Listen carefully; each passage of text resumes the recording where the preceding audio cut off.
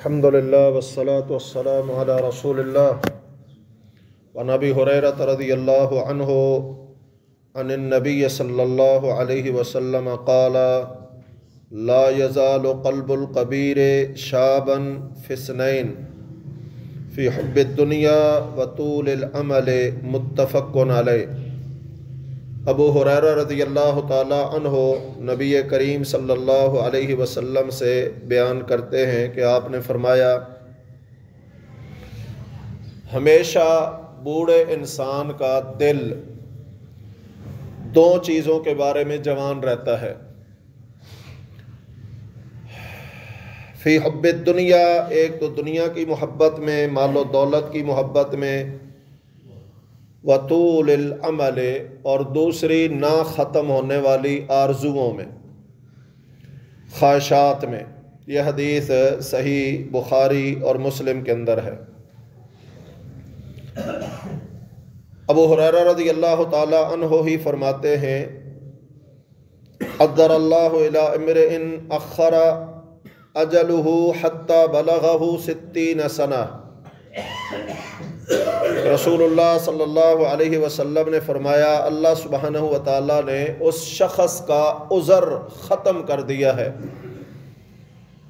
جسے اللہ نے 60 سال تک مہلت دے دی، یعنی جس کی عمر 60 سال تک چلی گئی، اس کے سارے عذر ختم ہو گئے۔ یہ حدیث صحیح بخاری کے اندر ہے۔ عبداللہ بن عباس رضی اللہ عنہما نبی کریم صلی اللہ علیہ وسلم سے بیان کرتے ہیں، آپ نے فرمایا، لو کان لابن آدم وادیان من مال لابتغى ثالثا، کہ اگر آدم کے بیٹے کو 2 وادیاں بھری ہوئے مال دے دیا جائے تو وہ تیسرے کے چکر میں رہے گا۔ ولا يملأ جوف ابن آدم الا التراب،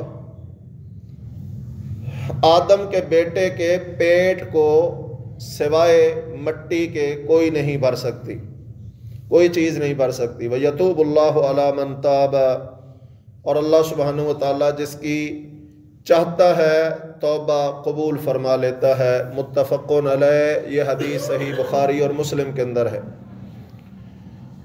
تو ان تینوں احادیث میں دنیا کے ساتھ انسانی رغبت کو واضح کیا گیا ہے کہ انسان کس طرح دنیا سے محبت رکھتا ہے، کہ عمر بڑھ رہی ہے، قبر کے قریب جا رہا ہے، موت کے قریب جا رہا ہے، بجائے اس کے کہ موت کو یاد کرے دنیا کی فکر لگی ہوئی ہے، کہیں سے مال آ جائے، اور لمبی لمبی آرزوئیں، لمبی لمبی تمنائیں لے کر بیٹھا ہے، خواہشات ہیں کہ ختم ہونے والی نہیں ہیں۔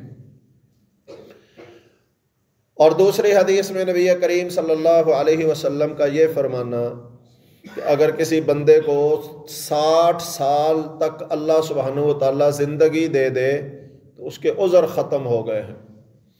اب یہ قیامت کے دن عذر نہیں پیش کر سکتا کہ مجھے وقت نہیں ملا کچھ کرنے کے لیے، قیامت کے آخرت کی تیاری کرنے کے لیے، اعمال کرنے کے لیے وقت نہیں ملا، یہ عذر ختم ہو جائے گا۔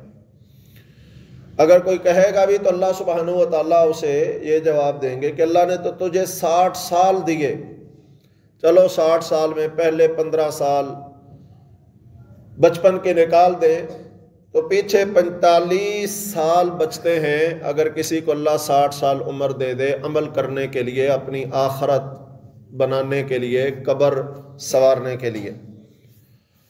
اور تیسری حدیث میں بھی نبی کریم صلی اللہ علیہ وسلم نے انسان کی دنیا سے رغبت اور محبت کو ہی ذکر کیا ہے کہ انسان کی حرص ہے کہ ختم ہونے کا نام ہی نہیں لیتی، کہ اگر اسے 2 وادیاں مال سے، دولت سے بھری ہوئی مل جائیں تو یہ تیسری کی فکر میں لگ جائے گا کہ تیسری ہونی چاہیے، تیسری ہونی چاہیے۔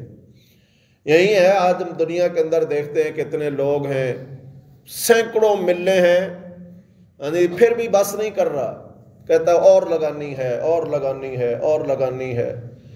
اب یہ نہیں ہے کہ یہ کرنا کوئی معیوب ہے کہ بندہ اپنے کاروبار کو وسعت دے، یہ معیوب نہیں ہے، لیکن یہ معیوب تب بنتا ہے جب آخرت بھلا دے، بندہ اسی فکر میں لگا اپنی قبر کے لیے اپنی آخرت کے لیے کچھ کر ہی نہیں سکا تو یہ یقیناً عیب والی چیز ہے۔ اسی بات کو اللہ سبحانہ و تعالیٰ نے فرمایا یا ایھا الذین آمنو، اے ایمان والو، اللہ کے ذکر سے غافل ہو کر اپنے آپ کو ہلاکت میں نہ ڈالو۔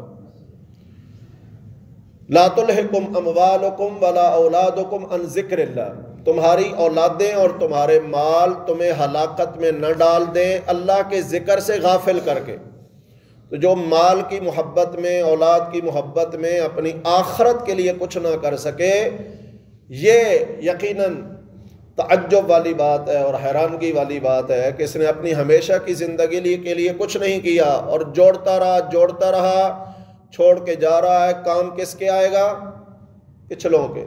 اس لیے پیچھے حدیث گزری ہے نا کہ اللہ کے نبی نے فرمایا لوگ کہتے ہیں مالی مالی، میرا مال میرا مال، حالانکہ اس کا تو مال وہ ہے جو اس نے کھا کے ہضم کر لیا، پہن کے ہٹا لیا یا اللہ کی راہ میں خرچ کر لیا۔